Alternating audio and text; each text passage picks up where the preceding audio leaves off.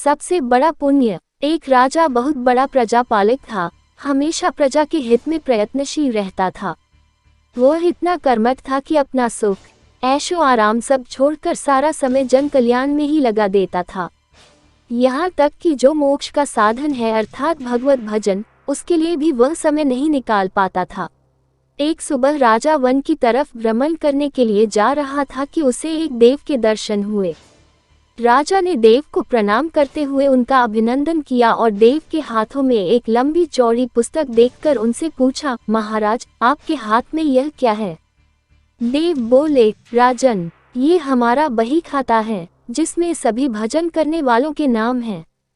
राजा ने निराशायुक्त भाव से कहा, कृपया देखिए तो इस किताब में कहीं मेरा नाम भी है या नहीं।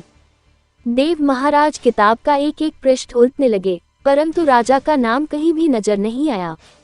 राजा ने देव को चिंतित देखकर कहा, महाराज, आप चिंतित ना हो, आपके ढूंढने में कोई भी कमी नहीं है। वास्तव में ये मेरा दुर्भाग्य है कि मैं भजन कीर्तन के लिए समय नहीं निकाल पाता और इसीलिए मेरा नाम यहाँ नहीं है।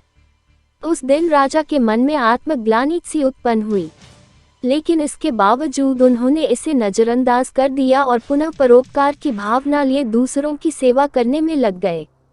कुछ दिन बाद राजा फिर सुबह वन की तरफ टहलने के लिए निकले तो उन्हें वही देव महाराज के दर्शन हुए। इस बार भी उनके हाथ में एक पुस्तक थी। इस पुस्तक के रंग और आकार में बहुत भेद था और यह पहली वाली से काफी छोटी भी थी।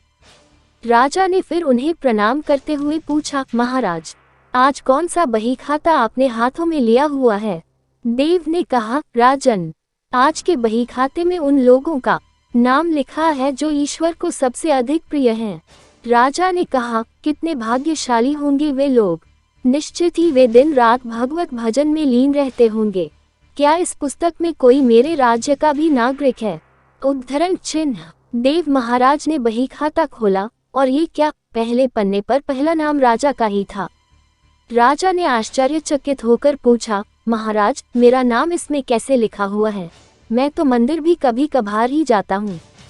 देव ने कहा, राजन, इसमें आश्चर्य की क्या बात है?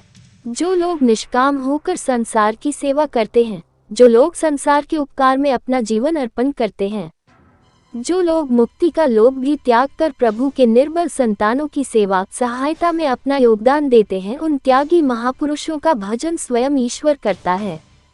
ऐ राजन, तू मत पछता कि तू पूजा पाठ नहीं करता, लोगों की सेवा कर, तू असल में भगवान की ही पूजा करता है। परोपकार और निस्वार्थ लोक सेवा किसी भी उपासना से बढ़कर है। देव ने वेदों का उदाहरण देते हुए कहा, कुर्वन्यवे कर्माणि जिजीविषेच्छ समाहेवान्त्वाप्नान्यतो अस्ति व कर्म लिप्यते नरे। उद्धरण चिन्ह। अर्थात कर्म करते हुए 100 वर्ष जीने की इच्छा करो तो कर्म बंधन में लिप्त हो जाओगे। राजन, भगवान दीन दयालु हैं, उन्हें खुशामद नहीं भाती बल्कि आचरण भाता है। सच्ची भक्ति तो यही है कि परोपकार करो, दीन दुखियों का हित साधन करो। अनाथ, विधवा, किसान व निर्धन आज अत्याचारियों से सताए जाते हैं, इनकी यथाशक्ति सहायता और सेवा करो और यही परम भक्ति है। राजा को आज देव के माध्यम से बहुत बड़ा ज्ञान मिल चुका था और अब राजा भी समझ गया कि परोपकार से बड़ा कुछ भी नहीं और जो परोपकार करते हैं वही भगवान के सबसे प्रिय होते हैं। मित्रों, जो व्यक्ति निस्वार्थ भाव से लोगों की सेवा करने के लिए आगे आते हैं, परमात्मा हर समय उनके कल्याण के लिए यत्न करता है। हमारे पूर्वजों ने कहा भी है, परोपकाराय पुण्याय भवति, अर्थात दूसरों के लिए जीना, दूसरों की सेवा को ही पूजा समझकर कर्म करना, परोपकार के लिए अपने जीवन को सार्थक बनाना ही सबसे बड़ा पुण्य है। और जब आप भी ऐसा करेंगे तो स्वतः ही आप वही ईश्वर के प्रिय भक्तों में शामिल हो जाएंगे। अगर आपको ये वीडियो पसंद आया तो प्लीज़ इस वीडियो को लाइक, सब्सक्राइब और शेयर करें।